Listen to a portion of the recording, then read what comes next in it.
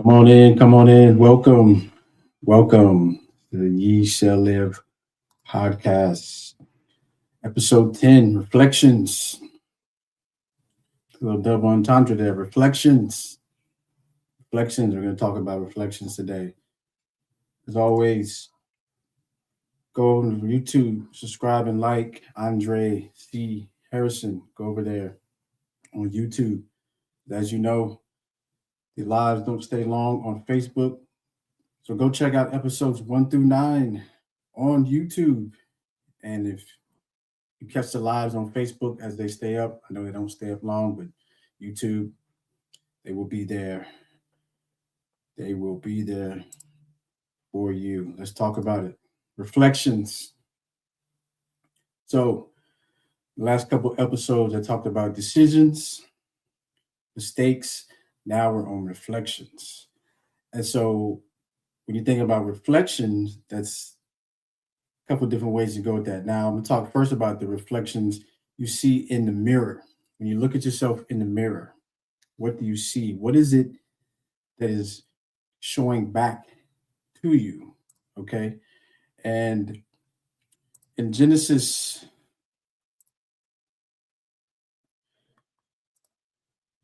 1:27 in KJV talks about us. So God created man in his own image. The image of God created he, him, male and female created he, them.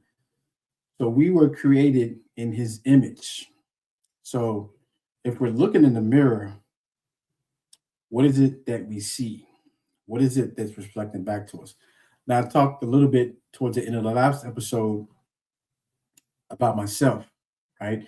So just to catch anybody up who's just coming on in this episode, I am a suicide survivor, 20 plus years. This is about suicide awareness, suicide prevention, and talking to suicide providers. We're trying to prevent it, trying to raise awareness, and talk to the survivors who have attempted it, right? So I attempted it. It's been over 20 plus years. And so for me, looking in the mirror was like a quick glance. I really didn't spend a lot of time looking at myself in the mirror.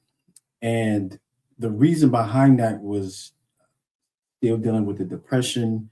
And although my confidence had begun to raise some, it still wasn't in the right space. I wasn't in the right mind frame, right? I was still battling with the depression and still battling with myself, my own thoughts about myself, right? And so wasn't a lot of time spent really gazing in the mirror. To brush your teeth, you're kind of looking, but I was really in a daze when I think back. So because of that, I really didn't know who I was at this time, right? I was trying to build something. I was trying to move to a purpose, but when I looked in the mirror, I didn't know who I was. And so a lot of that was too, you know, still dealing with the thoughts of the suicide. I still had suicidal thoughts, even with that, right? Didn't leave immediately. And at this time, I'm trying to fill the void, as I talked about in one of my episodes, filling the void, but the reflection, right? And so if you think about, I just want to talk about the depression for a little bit. Um, a lot of times we allow what others say to press upon us, right? You're not going to be no better than your daddy. You're not as good as this. You'll never do this. You never go there. You never achieve this, right?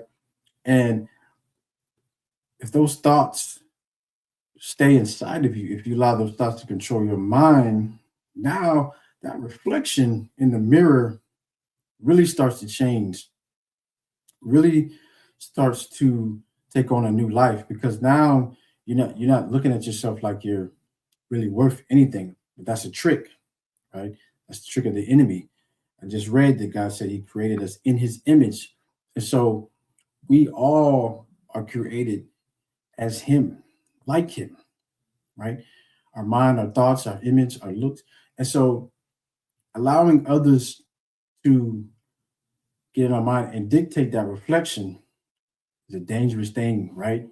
It puts us in a space that has this just kind of weird moving around type of things, and you're kind of reclusive, or you withdrawn, or you're just trying to find yourself. So you're doing all these different things, right? Now, part two of that reflection is reflecting the reflection, right, about things you've done or doing or thinking about doing, right? And so if you can grab hold of that image in the mirror, really just take a look at yourself, and then you start to reflect on your life, right? So when I'm reflecting back now in this journey of the suicide survivor, I'm reflecting back and sharing this with you all, right? To press towards a mark, to move past, to really engage this talk, this kind of taboo a little bit, right? So reflecting on my life, right? So I encourage you to do the same. But as you're reflecting, you're looking at ways to build, find a foundation to build upon, right? So when I'm reflecting now, and as I look back, as I was moving in my life, um, I didn't reflect enough, but there was something on the inside of me pushing me a little bit, right? And so I did try to kind of change my outlook about myself. So when I looked back, I was like, well, I know for a fact, even though I still have these thoughts, these suicidal thoughts, I don't want to get to a space where I feel like I have to do that again, right? So I'm reflecting there. I'm reflecting on the medication, right? I didn't like the way the side effects of it, right, had me having all these split personalities. So I know I don't want to do that again, right? So the reflection is really to move towards something better, to push past all of that now. Not an easy thing, right? Because, like I said, the suicidal thoughts are still there and the depression is still lingering, even though my confidence is building. But I'm saying to myself, I got to get better. I got to move now, right? I can't wait. And I had people around me that were encouraging me that knew, right, about the suicide. But for those who didn't, it was a different element, right? So but they see that I come back, so they think I was in a car accident. So they see I'm kind of lifting myself up, I'm out the boot, hands are healing, I'm striving at work, and you know, but I still tried to find moments to reflect. And even as I was reading through the Bible, and some things were kind of resonating with me, right? Like, um, and that created in His image should resonate with you, right? It should sit with you for a minute and even instill as you go through life, because that is real, that is true. And scripture also tells us He does exceedingly abundantly more than we can ask, think, or imagine. So that gives you hope, right? To keep going. Now, we're dealing with, in these times, right? It's so much going on. You got the AI. The AI was kind of reflecting back at you, and people do the AI images and things. And some people are doing it for fun, but some people, right, is is changing their reflection of how they view themselves, because they're thinking, well, maybe I can look like this AI, right? That's not everyone, but we know studies were showing what AI is doing to people. We see people are getting AI love interests and relationships. They're having relationships with the AI character, right? Or robots. We're seeing all this stuff, right? So that is changed, that is distorting the reflection, the created in His image, right? And that's the trick. That's the enemy coming in using the technology. Now, it's not all bad. Excuse me. Mm, Still got a little cough going on, y'all. It's not all bad, right? We know as the TV is introduced, the old folks just say it's the devil, things like that. But it can be used properly in ways to help get to the masses. And AI can help streamline some things and videos and stuff like that, right? Or if you're creating the document, the AI. So there's all these different things it can be good for, but then at the same time, it gets twisted as anything else does that's good and to use for evil, right? To distort the mind and stuff. So the reflections that are coming back from these AI images for the people, this they might strive to look like that, right? But it's a caricature, right? And we see how when AI first come out, it got starting to get fine tuned, and so that in itself lets you know the capabilities are getting stronger, and you may not even be able to tell the difference if it gets too good, right? And it's leaning towards that way, pictures and things, and so but the reflection, but that mirror, that mirror on the wall, the mirror in your bathroom, that mirror hanging up. What do you see? What do you feel? Look into your own eyes. I encourage you to look into your own eyes. Eyes, the window to the soul, right? Look into your own eyes and ask yourself, what do I see? Do you see the depression? Do you see the downtroddenness? Do you see something that you don't like? Right? We gotta turn that narrative. We gotta turn the dial, right? We want to get to a space where you look in that mirror and you love yourself. I love the person I see. I love what I'm doing. I love this life, right? Because we only get one. Only get one. And I talked in the mistakes episode how trying the attempt was a mistake as I look back. But I'm turning that into encouragement to reach people and to help people to know that you're not alone. I always want you looking in that mirror and the reflection, which is face, no direction, no real things, no real, not really understanding the purpose of this life, right? But I'm trying to encourage you, I'm trying to start that engine, okay? Because we know suicide is prevalent. This is about awareness and prevention and the survivors again, okay? But reflection, we've got to really take the time to look at ourselves. Now, as you're doing that, instill something in yourself. Now you're going to speak life over yourself as you're looking in that mirror. You say, I can do this. I will survive. I will strive. There's life and death in the power of the tongue. The Bible tells us this. Life and death in the power of the tongue. Speak life over yourself. When you're looking at that reflection, speak life. I will strive. I will reach my goals. I will get to that place I want to be. And then as you're reflecting, you're writing down your goals. The Bible tells us to write it down and make it plain. Write them down. Right? Look at them. Turn it and push it and look at it in the mirror. See it in the mirror too. Look at it and look at it in the mirror while you're looking at yourself. I remember during COVID, I wrote down some goals in a journal, right? There's quite a few, and a lot of those have come to pass, and still some I'm working on, right? As I reflecting. And so write it down, make it plain, and then look for the steps to get there. Find out what you need to do. I'm encouraging you to move forward because nobody can do it for you. Now, there are things people can help with if you reach out, right? Somebody knows how to do this and this and this, things like that. But there's still some action on your part.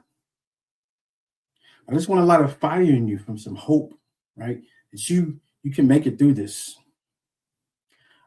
This world is moving fast. We know it's moving fast. It wants what it wants.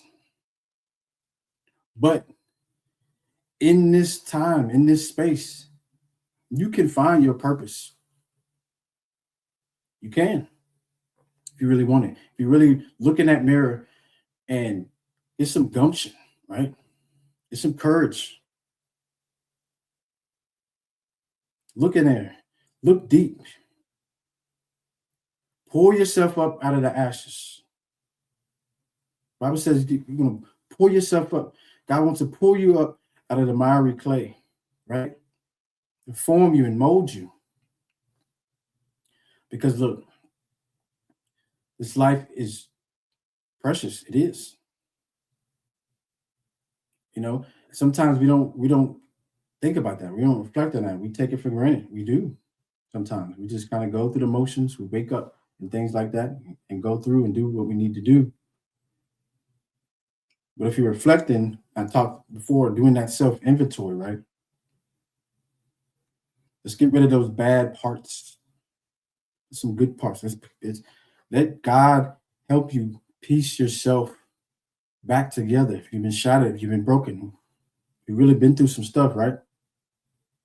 If you attempted, if you thought about the suicide, right? Even if you didn't get that far, you're just in that depression, or you're just down on yourself and that low self-esteem, right? You're gonna rise up. You're gonna rise up. Because you can be the version of yourself that you want to be, the best version. It's in there. It's there. You're equipped. But it's about finding it, right? And it's a day by day, one day at a time. That's all we get. Tomorrow's gone. I say this a lot. We're in the present. It's a present. It's a gift. Excuse me. Yesterday's gone. I said tomorrow's gone. Yesterday's gone. Tomorrow is not a given. The present is a present. It's a gift.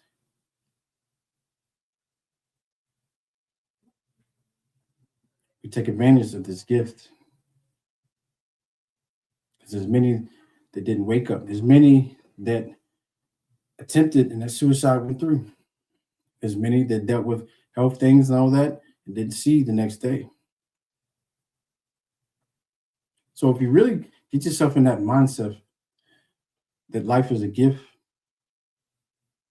and really press every day, you'll begin to feel better. Now you got to get away from the noise. I need to take a break from Facebook, some things sometimes, right? Take a break from the internet, social media, because it's a lot of things going on, lies and spews, and what is this, what is that? It grabs our attention, it grabs hold of us. Take breaks. You know, you may have to get on every day. Whatever it is you need to do, you can find yourself. But I also encourage you to try God as you're doing this, right? Try Him. Try Him. Try Him.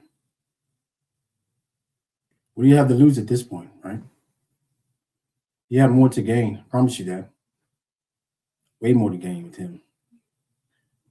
Way more to know with Him. He's the author, the finisher. Just said Jesus Christ is the author and the finisher of our faith. He knows the book. He knows the book. He knew us before we were in the womb. Why wouldn't we go to Him to help us on this journey? To help us. Just want to encourage you, because here I am 20 plus years later, and whew, what a ride it's been. There's been some bumps along the way, sure. It's been a roller coaster, but still here. I'm going to continue to encourage you, because I believe you can get in the space where I am, and then you can help somebody else.